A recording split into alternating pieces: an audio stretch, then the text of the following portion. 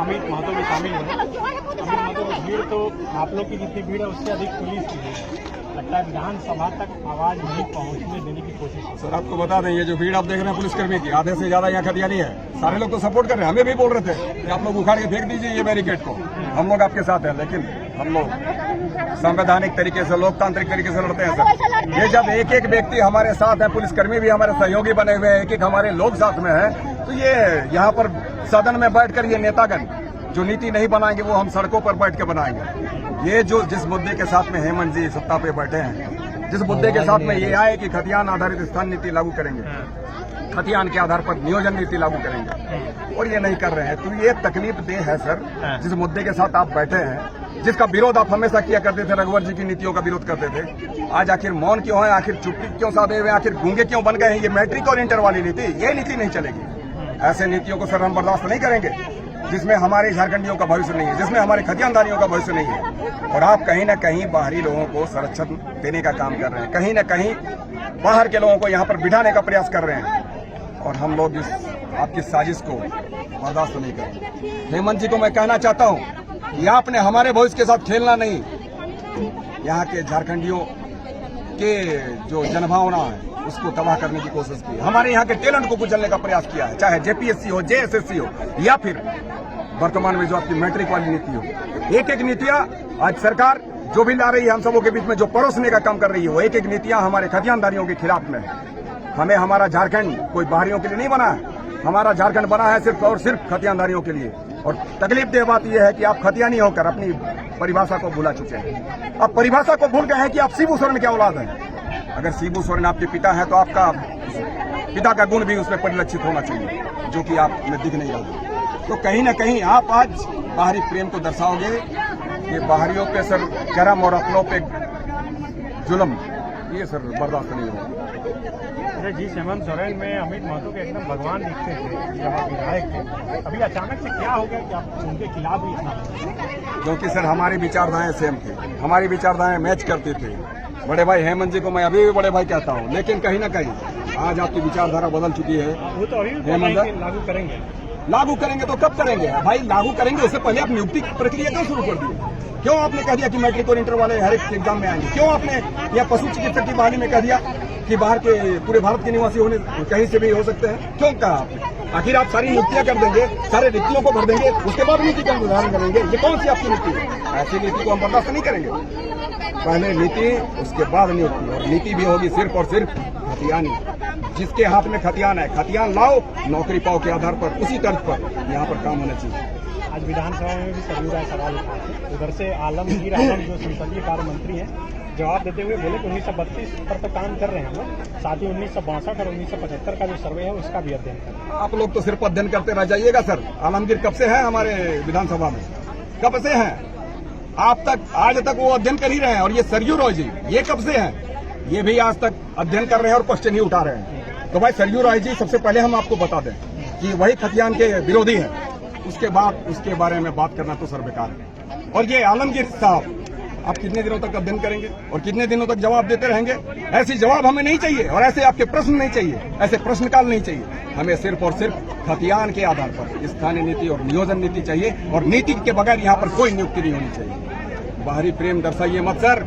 आपके माध्यम से मैं कह रहा हूँ, जिनकी आप बात कर रहे थे, चाहे आलमगीर साहब हो या फिर सरयू राय जी हो, गलत तरीके से दोहरा चरित्र दिखाने का काम नहीं करें। एक तो विधानसभा में आपका अलग चरित्र दिखता है, लोगों के बीच अलग चरित्र दिखता है, जब घर में होते हैं तब आपका अलग चरित्र दिखता है। तो ये ऐसे चरित्र हमें नहीं चाहिए। अगर दिखाओगे तो निश्चित रूप में दिख जाओगे, बिक जाओगे। ये कितने दिन का समय दे रहे हैं आप लोग हेमंत सोरेन? कितने दिन का क्या? पूरे भारत के संविधान को बनाने में कितना दिन लगा सर? 2 वर्ष 11 महीना 18 दिन। और हमारे यहाँ के स्थानीय नीति को परिभाषित करने में कितना समय लगेगा? 21 साल 2 महीना, कितने दिन? बीच में कोरोना काल भी था, उसमें सरकार पीछे। सर आप बता दीजिए, ये नीति को परिभाषित करने के लिए एक रूम काफी नहीं है क्या? कैबिनेट का डिसीजन काफी नहीं है क्या? जो आप कहते हैं कोरोना पीरियड में, कोरोना पीरियड में क्या है? कोरोना पीरियड में बात नहीं करते आप अपने घर में पत्नी के साथ, अपने बेटे के साथ, अपने भाई के साथ, अपने बाप के साथ? तो नीति बनाने में कौन सा आपका कोरोना पीरियड आपका दिमाग में छलांग मार रहा था कि आप नहीं बना सके? तो ऐसी बातें सर लोगों के बीच में कहने से पहले उनको 100 नहीं 1000 लाखों बार सोचना चाहिए कि कोरोना पीरियड था, इसके कारण हम अपना स्थानीय नीति नहीं बना पाए। नीति का निर्धारण नहीं कर पाए। अगर आप ये नहीं कर सके तो आप नीति के बदले आप नियुक्ति क्यों कर रहे हैं? नियुक्ति प्रक्रिया में क्यों आगे बढ़ रहे हैं?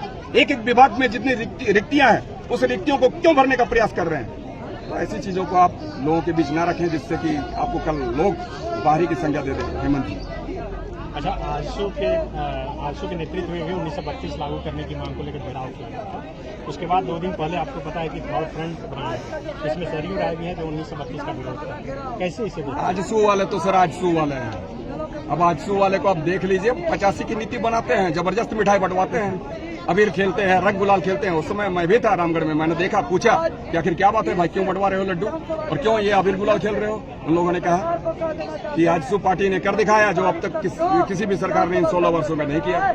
हम लोगों ने स्थानीय नीति बना दी, 85 वाली नीति बना दी। हमने जब पूछा कि 85 बनाकर खुश हो क्या, उन लोगों ने कहा कि बिल्कुल खुश है। अब बताइए, वही 85 वाले लोग आज 32 की बात करें तो ये बेईमानी है या नहीं है? और यही सुदेश महतो जी अब तक इन 21 सालों में क्या किया? कभी न कभी जेपीएससी के बारे में सोची, न जेएसएससी के बारे में सोचा, न कभी यहाँ के माटी पुत्र और पुत्रियों के बारे में सोचा। तो सोचा सिर्फ और सिर्फ अपने भाई को डीएसपी कैसे बनाए इसके बारे में सोचा। वैसे लोगों के चरित्र को लोग पहचान लिए हैं। आने वाले दिनों में दिखेगा कि आप कितने हितैषी हैं झारखंड के, कि यहाँ पर सत्ता में बैठे हुए मुख्यमंत्री कैसे हितैषी हैं झारखंड के।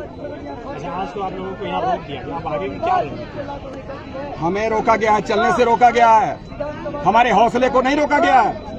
हमारा हौसला कभी कम नहीं होगा, हमारा उत्साह और जुनून कभी कम नहीं होगा। आने वाले दिनों में दिखेगा सर, हम लोग बैठे भी रहेंगे ना और सरकारें उखड़ के गायब हो जाएंगी, ये दिखेगा आने वाले दिनों में। देखिए, आप 3 साल का इंतजार नहीं करना है, उससे पहले ही सरकारें उखड़ती नजर आएगी। अगर हेमंत जी समय रहते, समय तो काफी हो चुका, समय रहने की क्या बात करें, आजकल में ये परिभाषित कर दे, नहीं तो दिक्कत तो हो जाएंगे हेमंत जी। कई लोग बोल रहे हैं कि अमित महतो इस भाषा आंदोलन जो शुरू हुआ उसके बाद 1932 को लेकर खुद की राजनीति चमका। कोई राजनीति चमकाने की क्या बात है सर? आपको पता नहीं है, ये 2003 की लड़ाई है जब मैं खुद जमीन पर कूदा था। एक बच्चे को पुलिस ने गोली मारी और उस बच्चे को उठाकर मैं रिम्स ले गया, झूठा मुकदमा बनाकर हम पर लादा गया। 1 साल का मैं जेल में रहा, 1 साल मैं जेल की सलाखों पे रहा। तो ये आज की लड़ाई नहीं है और मुझे राजनीति चमकाने की कोई आवश्यकता नहीं है। हमें को राजनीति चमकाना नहीं है सर, हमें तो एक एक लोगों के दिलों में जगह चाहिए, घर में घर चाहिए। जिस तरीके से लोग आराम और चैन सुकून के साथ रहते हैं, मैं आपके दिलों में भी जगह चाहता हूँ, इनके दिलों में भी जगह चाहता हूँ, एक एक हथियारधारियों के दिलों में जगह चाहता हूँ। मुझे राजनीति के कोई अवसर मतलब नहीं है चमकाने का। अब जानते हैं कि मैं चुनाव नहीं लड़ सकता हूँ, लेकिन मुझे हमारी यहाँ की खतियान की चिंता है। क्यों? क्योंकि झारखंड की लड़ाई मैंने नहीं लड़ी, क्योंकि उस वक्त मैं अपनी पढ़ाई पूरी कर रहा था। परंतु आज ये समय है, मुझे भी चिंता है इस बात की। मैं भी उसी गुरुजी को आदर्श मानता हूँ जिस गुरुजी ने इस झारखंड को अलग किया।